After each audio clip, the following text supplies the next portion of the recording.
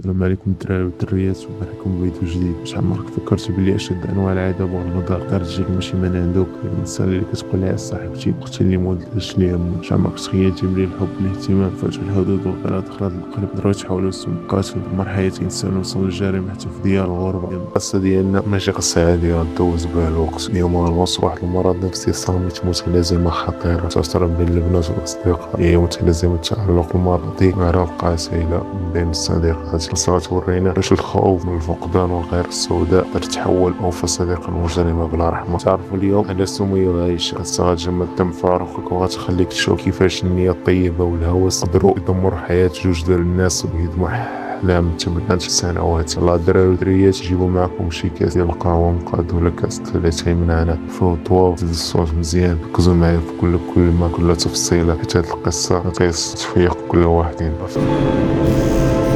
في البداية سمية وعائشة كانوا جيران حومة الصغار، ولكن علاقتهم بدات كتاخد مجرى آخر باش كانت عندهم 16 سنة. واحد الصيف كانوا مسافرين مع والديهم للبحر. عائشة خداتهم غرقات، كانت غتمشي فيها. ديك اللحظة سمية غامرت بحياتها، خلات بداتها عشقاتها من الموت. ديك اللحظة وقع تغيير نفسي خطير في سمية صوبت معها فكرة بلي أنا عتقتها، يعني عائشة ملكي وأنا المسؤول عليها طول العمر. أما عائشة شافت سمية اختها المنقذة ديالها. دازت سنين، سمية بدات كينسى شي حبال التعلق المرض حول عائشة، تختار لها اللباس، تسخر في شنو كتاكل، تخليهاش تمشي مع حتى شي بنت أخرى. الحومة ولا الفقر كبروا البنات عند السن 22 سنة، صراحة تيحلوا الصالون الصغير ديال الحلاقة والتجميل. عائشة هي اللي كانت حاجة وتقن الشغل. سمية دخلت معاها كشريكة فقط باش تبقى قابلة عائشة النهار كامل وما تخليهاش تخبر عليها. بدات المتلازمة كتوصل لأقصى درجات المرض. سمية من كرهت الشك والغيرة المرضية استغلت تليفون عائشة فاش كانت كتقاد شعر لشي زبونة، بدات فيه تطبيق خفي للمراقبة. بينما عائشة كتمشي لتقضي غرض ولا تخرج مع الأخت ديالها، سمية كتكون كتشوف الخريطة في التليفون ديال عائشة وكانت في شي بلاصة أكثر من 5 دقائق. سمية تتصل بها وكتعيط: سمية، عائشة فين انتي؟ علاش واقفة في داك الشارع؟ شكون معاك؟ صاحبتي انتي مالك؟ واقفة عند المكتبة وكتراقبي فيا ولا شنو؟ عائشة بدات كتحس براسها في سجن حقيقي. الصالون اللي كانت كتحلم به رجع مصدر الرزق تحول لقفص كتخنق فيه يوميا. دازت ايام، جات لعائشة فرصة العمر اللي كانت كتسناها من الصغر، عقد عمل في الصالون كبير في فرنسا. مجال التجميل ربي سهل عليهم ويسر لها امورها. عائشة وجدت ورقة وتقبلات، الموعد ديال السفر قرب. عائشة جابت الخبر سمية طايرة بالفرحة. سمية طاحت عليها الصاعقة، دم ينشف فاروقة، مقدراتش تتخيل حياتها بلا عائشة. هذا الماتش فرحة صاحبتها. سمية اختارت تمارس أخطر أنواع الابتزاز العاطفي. مشات للصالون الليل باش كانت عائشة خايبة. مرت المحل، ضربت يدها بالزجاج، هرست تسال الدم. الصباح عائشة جات ولقات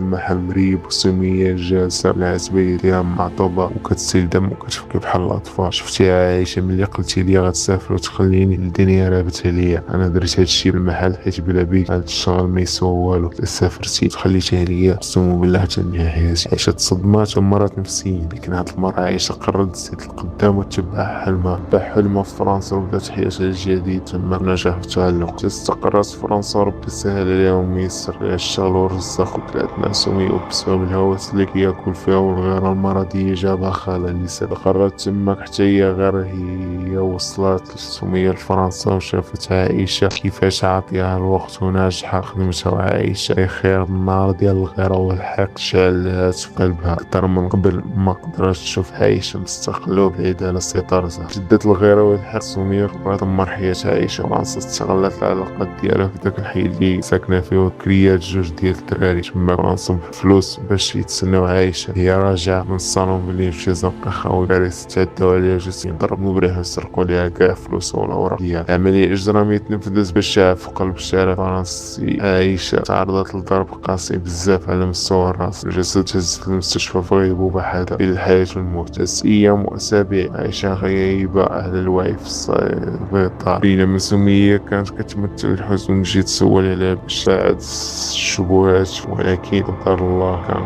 قوى. عائشة فاقت من الغيبة واستقرت حالتها الصحية بفضل الله. بعد أيام قليلة دخلوا رجال الشرطة الفرنسيين وغرفة عائشة في السبيطار باش ياخذوا أقوالها، ولكن جابوا معاهم مفاجأة ذات كيان. بوليس وراو لعائشة فيديو تحت كاميرات المراقبة ديال الزنقة اللي وقع فيها اعتداء. الفيديو كيبان بوضوح سمية كانت واقعة شخصيا مع دوك الجوج دراري فرنسا قبل الحادث 2 دقائق. تعطي كتعمل الفلوس وكتأثر اليوم على عائشة وهي جاية راس الزنقة. عائشة طاحت من الدمعة ماشي بسبب ألم الجراح ولكن بسبب ألم الغدار، خيانات من الإنسان اللي اعتقدت حياتها في اليوم الأول ضحات على قبلها. في أخواتاتي هذه هي النهاية الصادمة والمؤلمة ديال قصة سمية وعائشة. هذا التحول هي سمية مبقاش فقط متعلق بعائشة بل تحولات الغيرة عندها هو السنميري اللي شافت عائشة كتنجح ويسهل على الله. فرنسا عقل المرضي ديال سمية صوب لها فكرة ما كنتيش تحت سلطتي بقيتيش محتاج ليا ما تفرحيش بنجاح. أنا تضحية مفرطة أي تضحية مزيفة ينقاد